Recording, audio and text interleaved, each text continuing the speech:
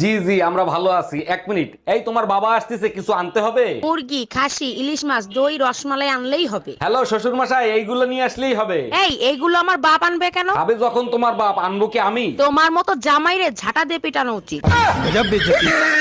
ও সোনা, বিয়ের আগে তুমি আমাকে ভালোবেসে কত নামে ডাকতে, আমার রসমালাই, রাবড়ি, দই বড়া। কই এখন তো আর ওই সব নামে ডাকো না। দুধের তৈরি করা জিনিস আর কতদিন টাটকা থাকবে বলো? আমার আর চাই নাই সম্পর্ক, ব্রেকআপ, চলে যাচ্ছি আমি। আইভি, আমি 1 থেকে 3 গুনবো। তুই যদি না ফিরে আসিস তাহলে সারা জীবনের মতন ব্রেকআপ। 1 2 4। 3 কোথায় বললি? না আমি বলেছি, তুই শুনিসনি। না না তুই শুনিসনি। না না তুই চলে যা আমার জীবন থেকে।